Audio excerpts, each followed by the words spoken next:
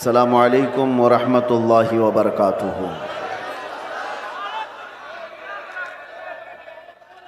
अल्हम्दुलिल्लाह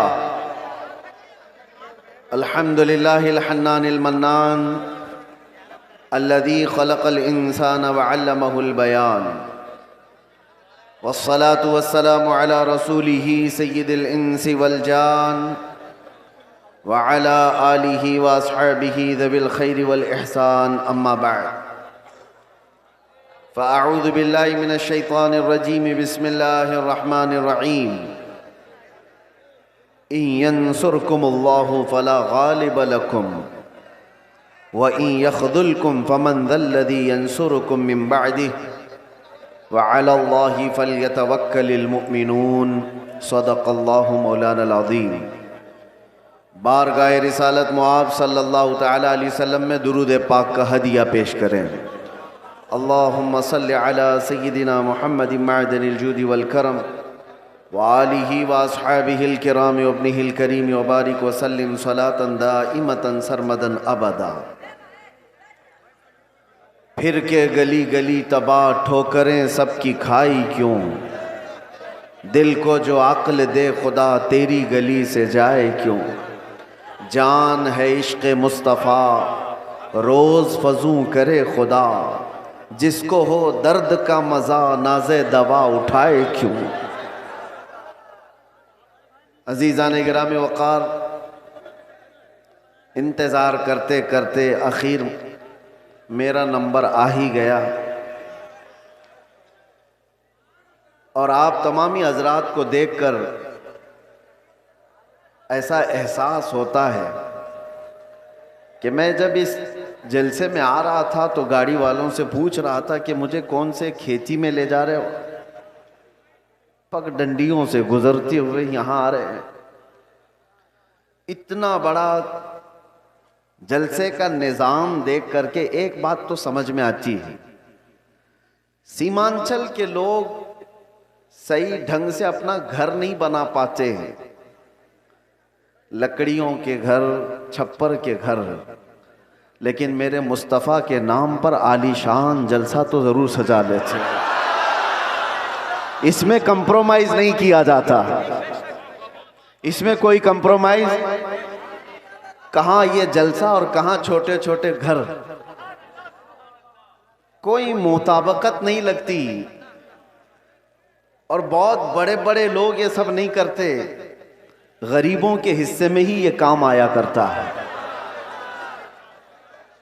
अल्लाह के नबी सल्लल्लाहु तआला अलैहि वसल्लम ने जब मक्का मुकर्रमा में तबलीग शुरू फरमाई थी तो गरीबों ने ही सबसे पहले इस्लाम कबूल किया था और गुरबत में ही इस्लाम फैलता रहा। आज भी मेरे अजीजों, बिहार में बहुत सारे इलाके हैं, लेकिन हम बहुत दूर बैठकर यहाँ के इलेक्शन की धमक भी सुनते थे तो सीमांचल की बात ज़्यादा सुनते थे। उसकी वजह क्या है? बिहार में तो बहुत सारे इलाके हैं, बहुत सारे ज़िले हैं, इस इलाके का तज़किरा ज़्यादा क्यों होता है? वजह यह है कि यहाँ पर वो कौम ज़्यादा है जो लोगों की नज़रों में चुभती ज़्यादा है। और यही बात है कि दुनिया का हर दरिंदा हमारी तरफ देखता है और खूनखार नज़रों से मिटाने की कोशिश भी करता है। और ये पहली बार नहीं, चंगेज़ इसके बड़े भी आए, हलाकू इससे बड़े भी आए, लेकिन वो इस दीन मतीन का कुछ बिगाड़ ना सके। आप भी ना घबराना, ये जलसे कोई ख़त्म नहीं कर सकता और ना ये नाम हमारे कभी ख़त्म किए जा सकते हैं। कुछ बात तो है कि मिटती नहीं हस्ती हमारी, कुछ बात तो है कि मिटती नहीं हस्ती हमारी। सदियों रहा है दुश्मन दौरे ज़मा हमारा, यूनान और मिस्र और रोमा सब मिट गए जहाँ से, बाकी मगर है अब तक नामो निशा हमारा। तौहीद की अमानत सीनों में है हमारे, आसान नहीं मिटाना नामो निशा हमारा। और फिर एक बात, बातिल से डरने वाले ए आसमां नहीं है हम, 100 बार कर चुका है तू इम्तिहान हमारा।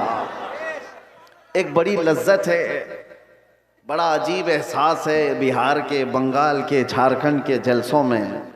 मैं बोलता बहुत भी हूँ, आप लोगों के इंतज़ामात और इंसरामात के ख़िलाफ़ भी। रात भर सजाते हैं और बहुत सारे इसके जो नेगेटिव पॉइंट है उस पर बोलता भी हूँ। लाखों का खर्चा करते हैं, बिहार में जलसे ज़्यादा करते हैं, इस पर बोलता भी हूँ। लेकिन दिल में एक एहसास ये भी होता है, जैसी तैसी है कौम, सर्कस में पैसा बर्बाद करने से मेरे मुस्तफ़ा के नाम पर तो लगाती है। किसी और जगह पर इनको छोड़ दिया जाए तो शायद पता नहीं मुजरे करने वालों को देखेंगे लोग। एंटरटेनमेंट की दुनिया है, यहाँ नहीं तो कहीं और महफिलें लगा देंगे। इसी बहाने कम अज़ कम यहाँ शोराए इस्लाम आते हैं, खुतबाए इस्लाम आते हैं, और ये एक एक लफ्ज़ पढ़ते जाते हैं, लोगों के दिलों में रस घोलते जाते हैं। जैसे तैसे ये दीन का निज़ाम इन जलसों के ज़रिए से कायम है। बहरहाल मेरे अजीज़ों, एक बात आप समझ करके चलना, यहाँ पर बैठकर तकरीबन 1 घंटा मुझसे पेशतर हज़रत मौलाना साहब ने चंदा भी किया बहुत मस्जिद के लिए। बहुत लोग समझते हैं कि मौलाना लोगों का काम ही क्या है, चंदा करना, रसीद लेके घूमते रहते हैं। तुम्हें अंदाज़ा है दीन का ये सारा निज़ाम अगर ये मौलवी नहीं होते तो पता नहीं तुम क्या कर रहे होते। ये मदरसे, ये मसाजिद की मीनार, ये सारी चीज़ें इन लोगों से कायम है। होते होंगे चंद चंदा खोर लोग, मगर आपको पता है एक एक पाई दीन के लिए ऐलान करके जमा करना ये उलमा की शान है। क्या उनके अंदर सेल्फ रिस्पेक्ट नहीं है? क्या मांगना उनकी बचपन की आदत है? नहीं, तुम्हारे दरमियान अगर वो हाथ फैलाते भी हैं तो दीन के नाम पर। मेरे मुस्तफ़ा करीम सल्लल्लाहु ताला अलैहि वसल्लम की शरीयत ताहिरा की बका के लिए मुझे बात याद आती है। मेरे वालिद गिरामी फरमाया करते थे, अल जामिअतुल अशरफिया मुबारकपुर आज हिंदुस्तान की एक ऐसी अजीम यूनिवर्सिटी का नाम है जिसके सामने ताजमहल की ऊंचाई भी फीकी पड़ती है। ताजमहल तो लोग टिकट देकर के देखने जाते हैं और फोटो खिंचवा कर आते हैं, मगर अल जामिअतुल अशरफिया वो ऐसी जगह है जहां इंसान बनाए जाते हैं। उलमाए रब्बानीन की एक बड़ी जमात पैदा होती है। जब उसकी तामीर का मसला था, बानी जामिया अशरफिया मुबारकपुर हुजूर हाफिज मिल्लत रहमतुल्लाह अलैह इसी तरह ऐलान कर रहे थे कि कोई है जो ला करके जामिया अशरफिया के लिए कुछ सुपुर्द करे। आपको मारहरा मुतहरा के सैयदजादे सैयदुल उलमा ने बिठा दिया और कहा, मौलाना आप बैठ जाइए, मैं सैयदजादा हूं लेकिन इस इदारे के लिए चंदा मैं करूंगा। आले रसूल हूं, मांगने की आदत नहीं, कभी नहीं मांगा। और उसके बाद जब सैयद मियां रहमतुल्लाह ताला अलैह ने ऐलान किया तो जाहिर सी बात है मुझे ये इलाका देख करके वो बात याद आती है। मौलाना तो 11,000 मांग रहे थे। वहां पर छोटा गांव था, छोटी बस्ती थी। जब मांगा जा रहा था चंदा तो एक बूढ़ी औरत एक मुर्गी का अंडा लेकर के आ गई थी। कहा मेरे घर में इसके अलावा कुछ है नहीं, ये चंदे में कबूल कर लीजिए। मुर्गी का अंडा, ये लोगों के जज्बात थे। और ऐसा नहीं है कि वो अंडा देख करके उसको भेज दिया गया कि इसका क्या किया जाएगा, उसको भी कबूल किया गया। और सैयद मियां रहमतुल्लाह अलैह ने फरमाया था, इस औरत ने ज़माने यूसुफ की याद दिलाती है। खरीदारों में उसका नाम आ जाए बस इसलिए हाजिर हो गई। बहरहाल इस निज़ाम पर मैंने थोड़ी सी गुफ्तगू इसलिए की कि उलमा को हकीर मत समझो। या उलमा ज़वील एहतराम अगर दीन के नाम पर तुमसे कुछ तलब कर रहे हैं तो सारे लोगों को एक कैटेगरी में मत शुमार करो। एक जुमला मैं आपसे कहता हूं, तवज्जो से सुनना। हर दाढ़ी वाला चोर नहीं होता, लेकिन चोर दाढ़ी रख लेता है। चोर अपनी चोरी छुपाने के लिए दाढ़ी रख लेता है। हाँ, इस फार्मूले को समझ करके चलें और इसको हर जगह फिट ना करें। दाढ़ी वाले को देख करके हिकारत से देखना मेरे अजीजों, हरगिज नहीं। कुछ चोर अगर इस तरह के लिबास पहन लें तो ऐसा थोड़ी ना होता है कि हम ये भी तो नहीं कह सकते कि हर चाय वाला चोर है। नहीं कह सकते, नहीं कह सकते। सबको एक कैटेगरी में कैसे शामिल कर दें? ये एक जुमला आप याद रखें, मैं किसी का नाम नहीं ले रहा हूं। और दूसरी बात, उलमाए ज़वील एहतराम के लिए खास तौर पर मैंने आयत करीमा की तिलावत की है खुतबे में, खुतबे के बाद, यंसुरकुमुल्लाहु फला गालिब लकुम, अगर अल्लाह तुम्हारी मदद करे तो कोई ताकत तुम पर गालिब नहीं आ सकती, कोई तुम पर गलबा नहीं हासिल कर सकता। ये एक जुमला कुरान पाक का इतना पावरफुल है, इतना पावरफुल है कि अल्लाह तुम्हारी मदद करे तो कोई गालिब नहीं आएगा। और अगर कोई गालिब आया हुआ है हमारे ऊपर तो इसका मतलब है कि तुम महरूम हो या हम महरूम हैं उस अजीम मदद से जिसका वादा कुरान में अल्लाह ताला ने फरमाया, वो हमारे अमाल की बुनियाद पर। मुर्शिद गिरामी हुजूर ताजुल शरिया रहमतुल्लाह ताला अलैह एक आयत की तफसीर फरमाते हुए हमसे कह रहे थे कि एक साहब आए और उन्होंने कहा कि हजरत हमारे गांव में बहुत फसादात हो गए, वायलेशन हो गया, लेकिन मुसलमानों को पकड़ पकड़ करके पुलिस ले जा रही है, 8-10 दिन हो गए, अभी तक थमी नहीं है ये गिरफ्तारियां।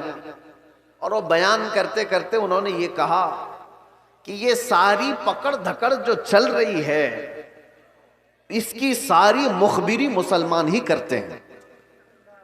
कौन कहां किस घर में छुपा है और क्या क्या कर रहा था सब मुसलमान ही बताते हैं और आकर के इनको अरेस्ट किया जाता है। तब हजरत ने एक आयत पढ़ करके हमें बताया था, कुरान में अल्लाह फरमाता वलन यजअलल्लाहु लिलकाफिरीना अलल मुमिनीना सबीला।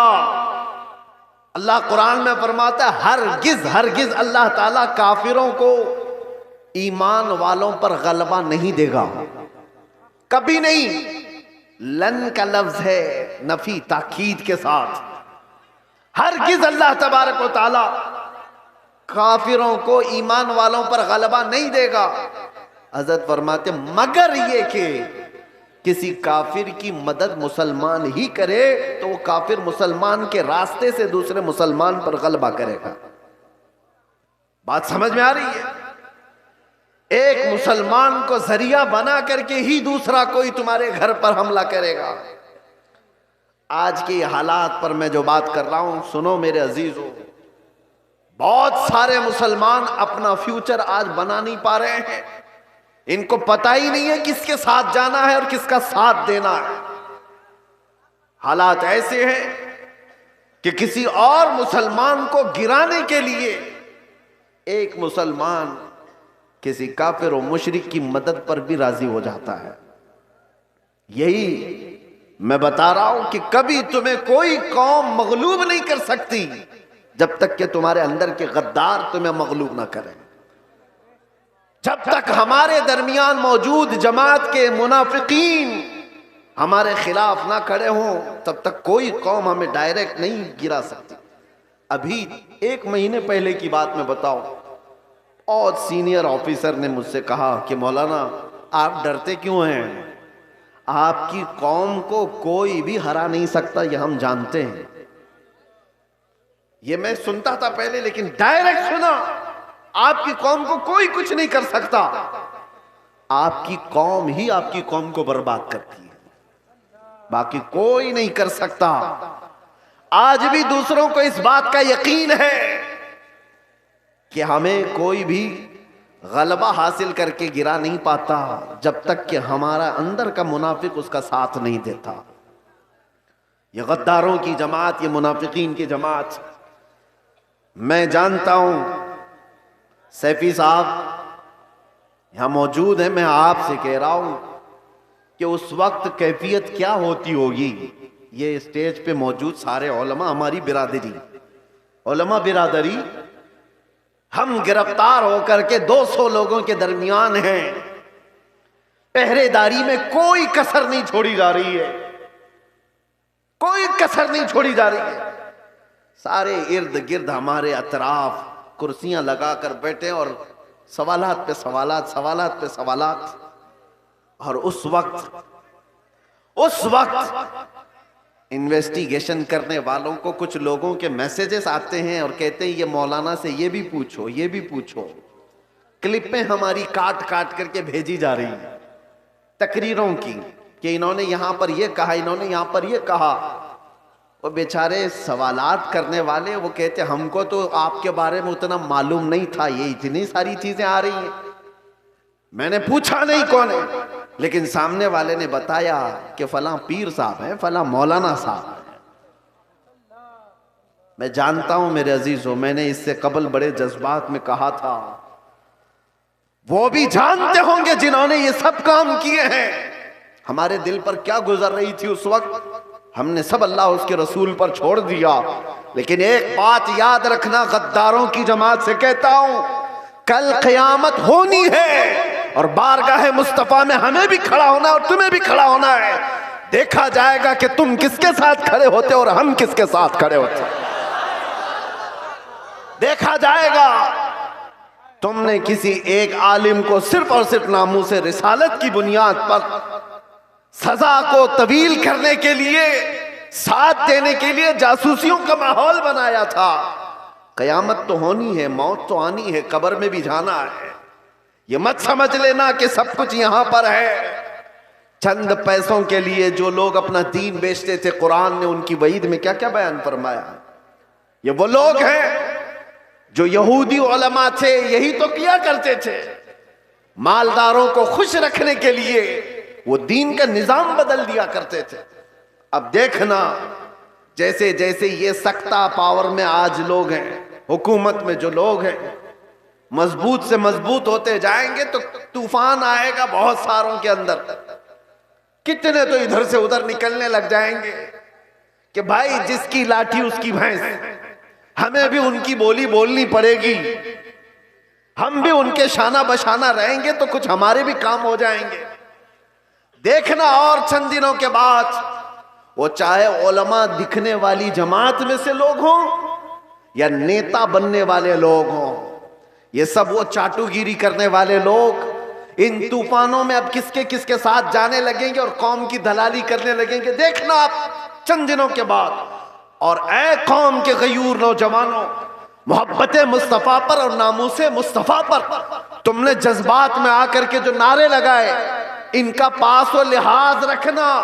चाहे पूरी जमात के बड़े बड़े लोग किसी ऐसी जमात के साथ चले जाएं जो मेरे मुस्तफ़ा के दुश्मन हैं, उन्हें मत देखो, उनकी दौलत ना देखो, उनकी सियासत ना देखो, उनके ऊंचे मर्तबे ना देखो।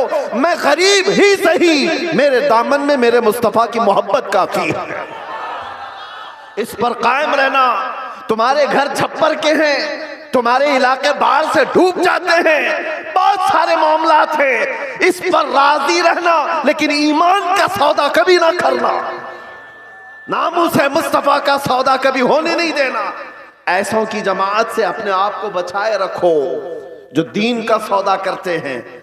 मेरे अजीजों, एक बात मैं कह रहा था, मौलाना अभी जो चंदा कर रहे थे एक मस्जिद ही के लिए, लोग मजाक उड़ाते हैं हमारा। सुन्नियों के जलसे देखो चंदे कर रहे होते हैं, अरे भाई करेंगे ही ना, हमारे पास सऊदी रियाल थोड़ी ना आते,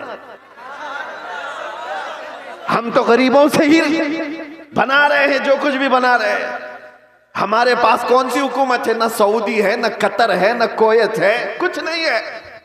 हो सकता है तुम्हारे पास डॉलर भी आते हो, रियाल भी आते हो, पाउंड भी आते हो, तुम्हारे आकाओं से सब आता होगा।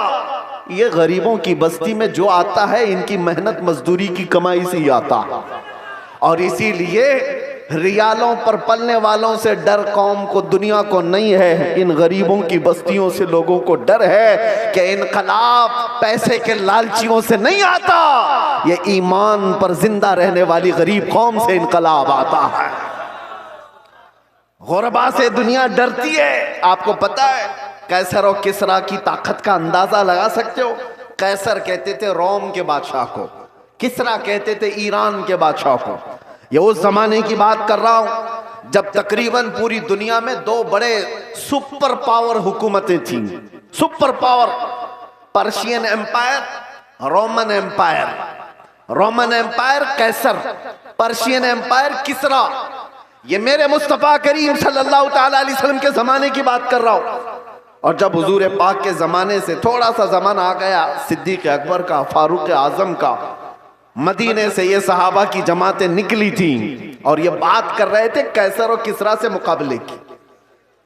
सोचो, सीमांचल के गरीब लोग, बस्तियों में रहने वाले जिनके यहां पक्की सड़क भी ना हो, और वो गांव के रहने वाले अगर ये कहे हम अमेरिका से लड़ने वाले हैं, रशिया से लड़ने वाले हैं, तो दुनिया मजाक ही तो करेगी। दुनिया क्या कहेगी? अरे तुम्हारे छप्पर के घर हैं और तुम बात कर रहे हो सुपर पावर से लड़ने की।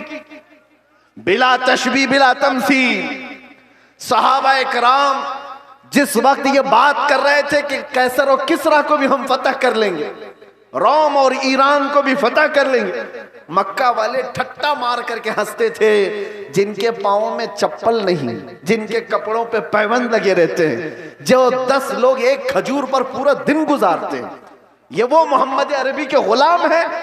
रोम और ईरान फतह करने की बात कर रहे हैं। मजाक उड़ाया जाता था, लेकिन तारीख की सच्चाइयां बताती हैं वो मजाक करने वाले देखते रह गए, देखते रह गए। सहाबा की जमाअत, वो फाका कशी पर रहने वाले, एक पैबंद लगा जुब्बा पहनने वाले, बगैर चप्पल के कई कई लंबे मील तक सफर करने वाले सहाबा जब निकले थे तो कैसर और किसरा को घुटने टेकने पर मजबूर कर दिया था। उमर फारूक रदी अल्लाह ताला अन्हु के जमाने में वो वक्त आया था कि जब किसरा की हुकूमत भी तहोबाला हो गई, कैसर की तमाम सल्तनत की रानाइयां खत्म हो गई और फिर परचम इस्लाम लहराया था। तो आज तक ईरान पर जो इस्लामी हुकूमत का गलगला है आज तक मौजूद है। मैं आपसे कहता हूं कि दुनिया ने हमेशा ये देखा है मोहम्मद अरबी सल्लल्लाहु ताला अलैहि वसल्लम के गुलामों में इनको कमजोर देखा गया है, इनको गरीब देखा गया है, फटे पुराने कपड़ों में देखा गया है, उलझे बालों में देखा गया है। लेकिन जब इस कौम को जलाल आता है तो बड़ी बड़ी हुकूमतों के तख्ते पलट जाते हैं। इसी को इकबाल ने कहा था, इसी को इकबाल ने कहा था, निकल करके सहरा से जिसने उलट दिया था तख्ते रोमा को, सुना है कुदसियों से मैंने कि वो शेर फिर होशियार होगा। सुना है कुदसियों से मैंने कि वो शेर फिर होशियार होगा। ऐ सुन्नियों, घबराने की जरूरत नहीं, मायूस होने की जरूरत नहीं, अपने आमाल बदलने की जरूरत है, अपने अखलाक बदलने की जरूरत है, ईमान की मजबूती लाने की जरूरत है। हमारे पास बचा क्या है? अभी जो चीज बची है वो मोहब्बत मुस्तफा, नबी करीम सल्लल्लाहु ताला अलैहि वसल्लम पर मर मिटने वाली जो कैफियत है, ये दुनिया की सबसे अजीम दौलत अल्लाह ने तुम्हें अता की, इसको बचाए रखो। ये भी अगर खत्म हो गई तो चलती फिरती लाशें हैं और कुछ भी नहीं बचा। हाँ, आपका एक सवाल है, आपका एक सवाल है। जैसे हमसे भी कहते थे लोग, बहुत बोलते थे, गिरफ्तार होकर के गए, जेलों के पीछे पड़े रहे, कोई पुरसाने हाल नहीं, धक्के खाते रहे, कैसी कैसी जगहों पर बैठते रहे। क्या ये इज्जत की बात है? मेरे अजीजों, ये गिरफ्तारियां यह हमारे आबा व अजदाद की सुन्नत है। हाँ, जेल कैद ये सारी चीजें नई बात नहीं है। तारीख उठा करके देख लो तो बड़े बड़े बुजुर्गान दीन इस मंजिल से गुजरते चले गए हैं और सब ये तो छोटी मंजिल है, इससे बड़ी मंजिल फांसी की आती है। वहां तक भी उलमाए रब्बानीन पहुंचे हैं और कभी उन्होंने ये नहीं कहा हमारे इस रास्ते पर चलने की वजह से हमें सजा मिल रही है, बल्कि फांसी के फंदे को चूम करके भी वो कहते थे हक तो ये है कि हक अदा ना हुआ, हक तो ये है कि हक अदा ना हुआ। हमारे असलाफ किराम में आपको पता है इमाम अहमद बिन हम्बल को 300 कोड़े मारे गए थे हक बात के लिए। और आपको पता है हजरत इमाम मूसा काजिम इमाम जाफर सादिक के बेटे हैं, अहले बैत के बड़े इमाम हैं, 7 साल तक एक खलीफा ने आपको ऐसी जेल में रखा कि आपने सूरज नहीं देखा था। 7 साल फिर जहर दे करके कैद खाने में ही मार दिया गया। इमाम मोहम्मद बिन हसन अस्करी 20 साल तक जेल की जिंदगी गुजार रहे। हजरत अहमद फारूकी सरहिंदी मुजद्दिद अल्फसानी 8 साल तक ग्वालियर की जेल में बंद रहे। अल्लामा किफायत अली काफी, इनायत अहमद काकोरवी, फजले हक खैराबादी, ये वो उलमाए रब्बानीन हैं जो अपने हक बयानी की बुनियाद पर जेल की सजाएं काटते रहे। लेकिन ये बात इसलिए मैं कह रहा हूं, जेल की सजाएं काटने के बाद न दीन पर कुछ फर्क आया, न ईमान पर कुछ फर्क आया, इसलिए कि हमारा मानना यह है इस्लाम जिंदा होता है हर करबला के बाद। इस्लाम जिंदा होता है हर करबला के बाद। कुर्बानियां अगर देने का वक्त आए तो कुर्बानियां दोगे या नहीं दोगे? हुजूर पाक सल्लल्लाहु ताला अलैहि वसल्लम के नाम पर आजमाइशें आएंगी तो उन आजमाइशों के लिए तैयार रहोगे कि नहीं रहोगे? बस मैं ये नहीं कहता कि कुछ करने के लिए, जाने के लिए, उठने के लिए, बस बात इतनी है कि संभाले रखो अपने ईमान को और उलमाए रब्बानीन अपना काम करते रहे, हक बोलना ना छोड़ें। किसी जालिम के दबाव में आकर कभी भी वो अपनी जुबान को गूंगी ना करें, बल्कि वो हक बयान करते रहें। परेशानियां आएंगी, मसाइब आएंगे, ये तुम्हारे मरातिब को और बढ़ाते चले जाएंगे। किसी सेठ की चापलूसी में हक बयानी से आप दूर ना भागें, इसलिए कि सेठ न तुम्हें रिस्क देता है न तुम्हें हयात देता है। अल्लाह रब्बुल इज्जत रज़्ज़ाक़ हकीकी है, वही हयात व ममात का मालिक है। उलमाए रब्बानीन को भी ये चाहिए कि हालात ज़माना को देखें जरूर, लेकिन हक बात से आप अपनी जुबान को न रोकें, इसको चलते रहने दें। अल्लाह की गैब से मदद होगी और कौम के अंदर ईमान जिंदा रहेगा, कौम के अंदर बेदारी बाकी रहेगी। और अगर ये चुप हो गए तो कौम का एक बड़ा हिस्सा बुज़दिल बन जाएगा, कौम का एक बड़ा हिस्सा बुज़दिली का शिकार हो जाएगा। चंद उलमाए रब्बानीन ही सही, इन्हें चाहिए कि वो अपनी कुर्बानियों के लिए तैयार रहें। हमने रोटियां बहुत खाई हैं हुजूर के नाम पर, जलसे बहुत कर लिए हैं। लोग उलमा को आज जो नवाजते हैं, चाहे वो एक नजराने का छोटा सा लिफाफा ही क्यों ना हो, ये ना समझें कि आपकी टोपी दाढ़ी की वजह से, बल्कि मुस्तफ़ा करीम की निस्बत की वजह से सारी कौम आपको नाइबे रसूल समझती है। हुजूर के नाम पर हमें मिल रहा है, खा रहे हैं। आप नीचे बैठे, हम ऊपर बैठे हैं। ये ऊपर बैठना भी मेरे हुजूर की निस्बत की वजह से। ये मिंबर उलमा को जो दिया जाता है इसलिए कि नबी पाक के नायब है, और जब हुजूर पाक की बात आए तो आए काए ना किया करें। उलमा को चाहिए कि वो अपना हक अदा करें, अपना हक अदा करें। और हमने देखा है चंद वो लोग मसलहत और हिकमत की बात करते हुए हमें डराते हैं। मेरे अजीजों, मसलहत अपनी जगह पर, हिकमत अपनी जगह पर। क्या इमाम हुसैन को मसलहत नहीं मालूम थी? करबला में जाने के वक्त उनको हिकमतें नहीं मालूम थी जो 72 लोग अपने खानदान के लेकर शहीद हो गए? दीन पर कभी ऐसे मामलात आए तो मेरे अजीजों, उलमा का सबसे पहला ये नंबर है कि कौम आप एक कदम बढ़ाते हैं तो ये 100 कदम आगे बढ़ने को तैयार है। आपको सिर्फ एक जुबान कहने की देर है। कौम तो बेचारी बेपनाह मोहब्बतों के साथ जान देने के लिए भी कुर्बान है। मैं अक्सर एक बात कहा करता हूं, आज से 4 साल पहले मैंने दिल्ली में उस पाखंडी को जो मुबाहले का चैलेंज किया था, और आपको पता है हमारा ऐलान पूरी दुनिया भर में फैला था कि हम आग में कूदने जा रहे हैं। लेकिन उस वक्त मुंबई का एक नौजवान मेरे पास आकर कहा था, जो कोई बाअमल नहीं दिखता शक्ल से, हाँ दाढ़ी में भी डिजाइन, सर में भी डिजाइन, फटी जीन्स पहना हुआ, उसने कहा था कि हजरत मुफ्ती साहब, मैंने सुना है आपका ऐलान, आप दिल्ली जा रहे हैं आग में कूदने। मैंने कहा आपको क्या है उससे? उसने कहा आप जब भी जाना हो तो मुझे ले जाएं, पहले मैं कूदूंगा। चेहरा देखो, हुलिया देखो, पूरा। मैं ये कहता हूं उलमाए रब्बानीन से हमें सिर्फ कहने की देर है, सारा महाज कौन संभालेगी? सारा महाज हमने सिर्फ ऐलान किया था, बच्चा बच्चा तैयार खड़ा था। ये जज्बा है मोहब्बत मुस्तफा की बुनियाद पर। उस दिन मेरे आंखों में आंसू आ गए थे उस नौजवान को देखकर। उसने कहा था मैं मस्जिद में ज्यादा आता नहीं, आपके करीब आया नहीं ज्यादा, लेकिन इतनी बात है कि हुजूर से मोहब्बत जरूर करता हूं, और जब उनकी बात आई है तो जान भी दे सकता हूं। मैं आपको बताऊं, उसी नौजवान को देखकर आंखों में आंसू आए। बारगाह मुस्तफा में मैंने अर्ज किया था, या रसूल अल्लाह, आपकी ये उम्मत गुनहगार हो गई, गद्दार नहीं है, गद्दार नहीं है, गद्दारी नहीं करती। तो मेरे अजीजों, इसी चीज को मैं कहता हूं, थोड़ी सी लौ देने की जरूरत है। उलमाए रब्बानीन हक बयान करें, कौम को सही सलीके से चलने का उनको निशाना दिया करें, फिर देखें इनकलाब आएगा, जरूर आएगा। हमें आज ये पता ही नहीं है किसके साथ जाना है, किसके साथ बैठना है, किसके साथ उठना है। जो देखा उसकी तरफ चल पड़े, ऐसा नहीं होता। उम्मत मुस्तफा तुम खैर उम्मत हो, हर कोई तुम्हारा आइडियल नहीं बन सकता, हर कोई तुम्हारा रोल मॉडल नहीं बन सकता।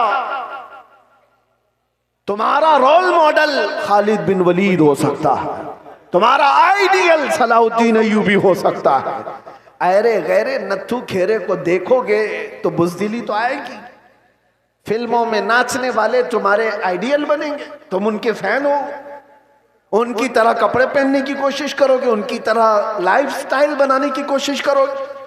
याद रखो, वो जहन्नम में जाएंगे तो साथ तुम्हें भी लेकर जाएंगे। हाँ, लाइफस्टाइल बनाना है तो मेरे मुस्तफा के गुलामों की लाइफस्टाइल बनाओ।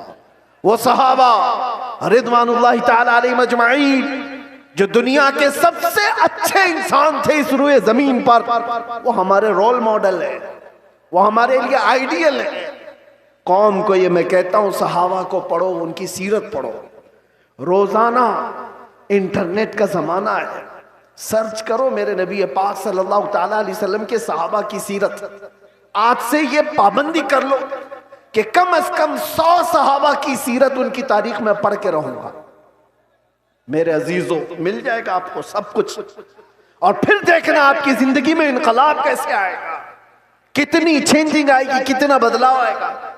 24 घंटे में 18 घंटे तो फेसबुक के रील्स वगैरह देखने में गुजार देते हो, इंस्टा के रील्स देखने में गुजार देते हो, फेसबुक के वीडियोस देखते हुए यूट्यूब में मगन रह जाते हो। काश उसका आधा वक्त तुम रसूलुल्लाह के दीवानों को पढ़ने में लगाओ, फिर किसी और चीज की तुम्हें जरूरत ही नहीं। मेरे अजीजों, इतने बड़े जलसों की भी तुम्हें हाजत नहीं पेश आएगी। तुम अपनी जिंदगी को मेरे नबी पाक के गुलामों को पढ़ करके खुद समझ जाओगे, क्योंकि मेरे आका ने फरमाया, अस्हाबी कन्नुजूम बिअय्यिहिम इक्तदैतुम इह्तदैतुम।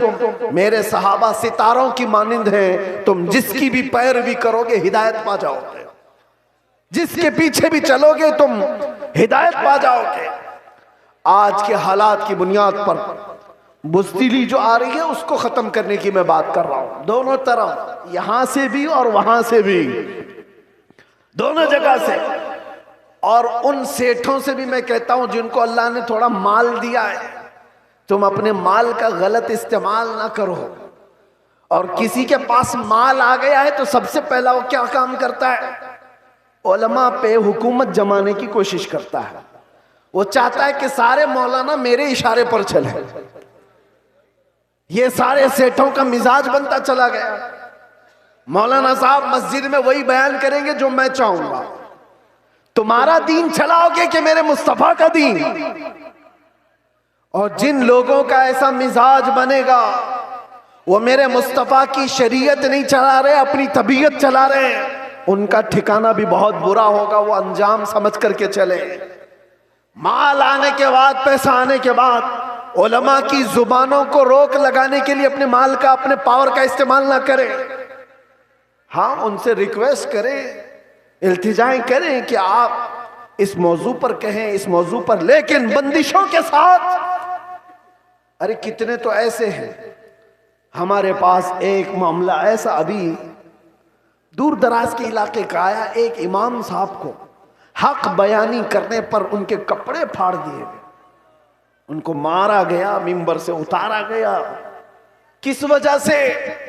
कि उनकी तबीयत की बात नहीं कर रहे थे मौलाना, शरीयत मुस्तफ़ा की बात कर रहे थे। तुम सूद खाते रहोगे और उलमा नहीं बयान करेंगे, शराब पीते रहोगे उलमा नहीं बयान करेंगे, चोरी करते रहोगे उलमा नहीं बयान करेंगे। अगर तुम्हें तुम्हारी बुराइयों के बारे में बताने से बुरा लगता है तो डॉक्टर के पास भी मत जाना। वो तुम्हारी बीमारियों को जब बताता है तो क्या थप्पड़ लगाते हो? जब तुम्हें वो कहता है कि तुम्हें बुखार हो गया है, पेट में अल्सर हो गया है, तो क्या थप्पड़ लगाओगे? गिड़गिड़ाने लग जाओगे, डॉक्टर साहब इलाज कर दो, जल्दी से अल्सर निकाल दो। यही काम जब उलमा तुम्हारे साथ करे, रूहानी बीमारियां तुम्हें लगी हैं, तो तुम्हारे दिल में रिक्कत तारी हो जाना चाहिए और सोचना चाहिए। आओ उनके पास, कहो कि हमें इन बीमारियों से आजाद करा दो, इन गुनाहों से, इन बीमारियों से, इन बलाओं से हमें आजाद कराओ। लेकिन उल्टा है, पैसों का जोर ऐसा कि उलमा की दाढ़ियां खींच ली, उनके जुब्बे खींचे लिए, उनकी इज्जतों पर उंगलियां उठाने लग गए। ये मिजाज बदलो मेरे अजीजों। और आज जलसों के सिलसिले में एक और बात मैं कह के जा रहा हूं। इंतजामिया जितने जलसे करते हैं, बाहर से आने वाले शायर, बाहर से आने वाले मुखर्रिर, ये सारे अपनी जगह पर। तुम अपनी मस्जिद के इमाम को अगर खुश नहीं रख सकते तो इन जलसों को क्या हासिल है? इन जलसों का क्या हासिल है? लाखों रुपए जमा करते हो और ये सब पे खर्चा करते हो। मस्जिद का इमाम 5,000 के लिए तरस जाता है। मोहल्ले के इमाम को समझते हो कि ये तो घर की मुर्गी है, दाल बराबर, इसको तो चलाया जा सकता है। वो तुम्हारे साथ साल के पूरे दिन रह रहा है, हम तो आधा घंटा 1 घंटा आकर के जा रहे हैं। जो साल भर तुम्हारे साथ खिदमतें कर रहा है, उसका दिल ज्यादा खुश रखो। अगर वो मुतहर्रिक नहीं होता तो तुम्हारे पास दीन का मिजाज आता कहां से? तुम्हारे बच्चे कुरान पढ़ते कैसे? अगर वो मेहनत ना करे तो अलिफ से बा तक ना आए बच्चों को, तो फिर सबसे पहला हक है उसका। ये मिजाज भी बिहार हो कि कहीं पर भी हो, मैं ये देना चाहता हूं। हम नजराने के लिए नहीं आते, एक बात याद रखें कान खोल करके। बहुत सारे लोगों ने मैं बना रखा होगा, मैं आज ऐलानन ये कहता हूं, हमारे नाम पर कोई दलाली ना करे। हमारा कोई एजेंट नहीं है जलसों के लिए। हम तारीख के लिए बहुत सारे लोग फोन करते हैं, और कितनी हमारे पास ऐसी खबरें आई कि फला ने तारीख दिलाने के नाम पर 50,000 ले लिए, 1 लाख ले लिए। कौम से मैं कहता हूं किसी को 1 रुपया भी देने की जरूरत नहीं। अल्लाह रब्बुल इज्जत ने हमें जितना अता किया वो बहुत है, बहुत है। मैंने जलसों को कभी भी जरिए माश नहीं बनाया है, अल्लाह शाहिद है, अल्लाह शाहिद है। किसी भी जगह हमने कभी कोई डिमांड नहीं किया। हाँ, खुशियों के साथ, मोहब्बतों के साथ लोगों ने जो दिया रख लिया, अलग बात है। कभी किसी से तकाजा किया हो तो मेरे सामने खड़ा होकर के बता दे, कभी नहीं। ये बात इसलिए कर रहा हूं कि अल्लाह तबारक व तआला ने जो अता किया वो बहुत है। हम अपने पैसे से सफर का खर्चा भी निकाल सकते हैं और आकर के बगैर किसी चीज के जा भी सकते हैं, हमें किसी चीज की हाजत नहीं। लेकिन आज से मैं कहता हूं, मकामी उलमा को पहले खुश रखो। अगर वो खुश रहे तो दीन का मिजाज बना रहे, और अगर उनको इस हालत में रखे हो कि उनको देखो तो लगे कि यतीम है, बेसहारा है, लावारिस है, किसने इनकी हालत बना रखी है? ये जेबों पर लोगों की नजर क्यों डालने लग गए? तुमने खुश नहीं रखा। तनख्वाहों में कटौती ऐसी करते चले गए कि उनको एक एक पाई के लिए तरसाते रह गए। मैं जानता हूं कई इमाम ऐसे हैं जो मस्जिद के दिए हुए छोटे से घर में अपनी पूरी जिंदगी गुजार कर चले गए। मदरसे में मुख्तसर सी तनख्वाह पर 40 साल पढ़ाते रह गए।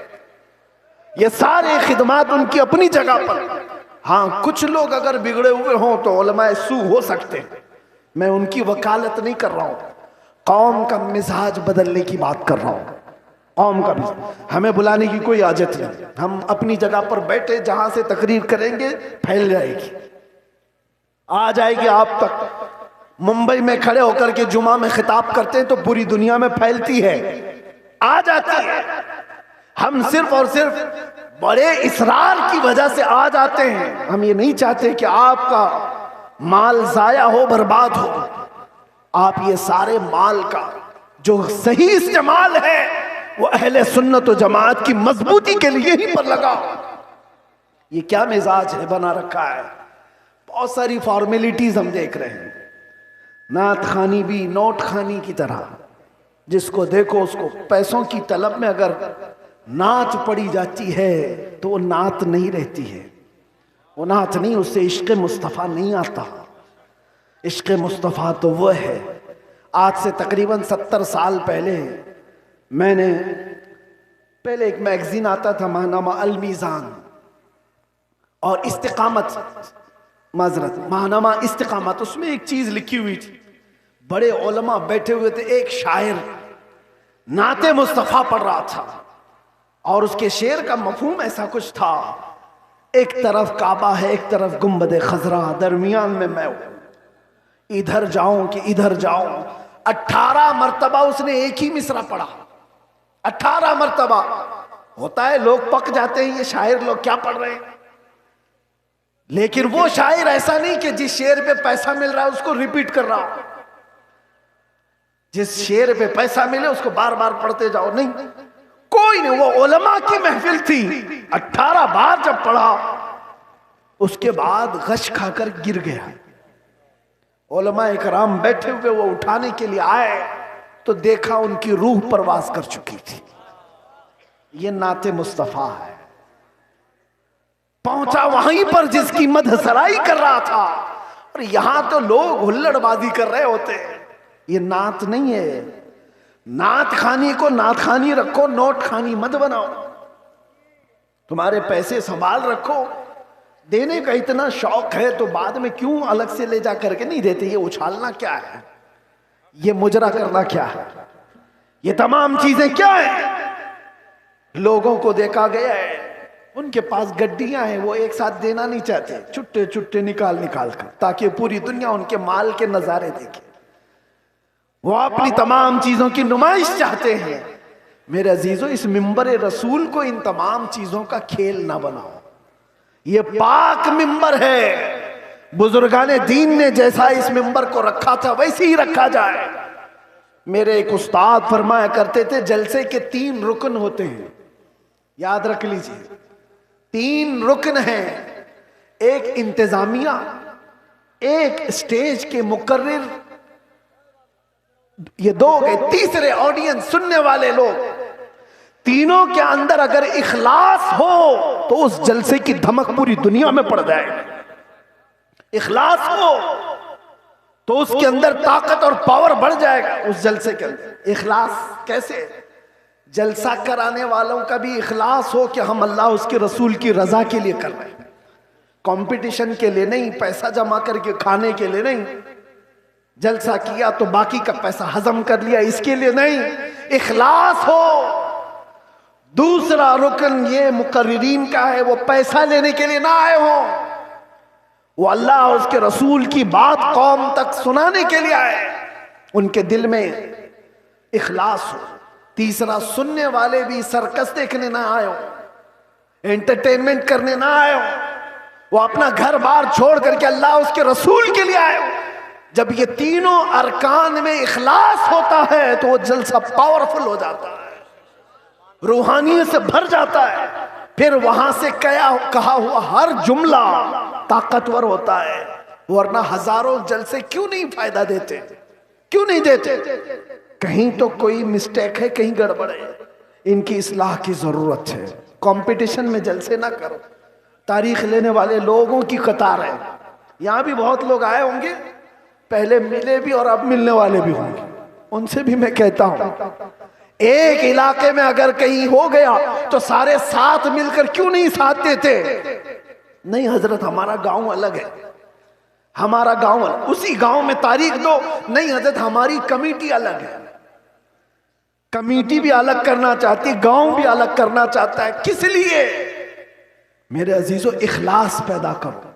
ये दीनी काम दिखावे के लिए नहीं होते, ये दीनी काम इखलास के लिए, अल्लाह के रसूल की इस शरीयत ताहिरा की हिफाजत के लिए। बहरहाल मैंने जो कुछ भी कहा आप लोगों के मिजाज से हट करके कहा। हो सकता है कड़वी लग जाए बात, लेकिन बीमारियों की दवा कड़वी होती है। बुखार की गोली कड़वी होती है, निगल जाओ तो फायदा है, उगल जाओ तो बुखार बढ़ता जाएगा। इसलिए उलमाए रब्बानीन, जलसे के मुंतजिमीन और अवामुन्नास सब के लिए मैंने ये बात कही है। अल्लाह ताला सबसे पहले इन सब बातों पर मुझे अमल की तौफीक अता फरमाए और सारी कौम को अमल की तौफीक अता फरमाए। मेरे अजीज़ों, आखिर में आओ मैं अपनी गुफ्तगू समेटते हुए ये बात कहूँगा, अब इस दुनिया में हमारी बची हुई ज़िंदगी में कुछ भी नहीं रहने वाला, सब चीज़ें छिन जाएंगी। एक चीज़ बाकी रहेगी, वो कब्र तक भी रहेगी और हश्र में भी रहेगी। वो चीज़ है जिसको मैंने कहा जान है इश्क मुस्तफ़ा, रोज फजू करे खुदा, जिसको हो दर्द का मजा नाजे दवा उठाए क्यों। नौजवानों, इस बात पर अपनी जिंदगी गुजारो। तुम्हारी अपने शौक नहीं चलेंगे, तुम्हारी अपनी ख्वाहिशात नहीं चलेंगी, तुम अपनी मर्जी से यहाँ पर नहीं जियोगे, इसलिए कि जिंदगी तुम्हारी अपनी नहीं है। जिंदगी ये नहीं किसी की किसी के लिए, जिंदगी है नबी की नबी के लिए। ना समझ मरते हैं जिंदगी के लिए, जीना मरना है सब कुछ नबी के लिए। लब्बैक या रसूल अल्लाह, लब्बैक या रसूल अल्लाह, लब्बैक या रसूल अल्लाह। व आखिरु दावाना अनिल हम्दुलिल्लाह।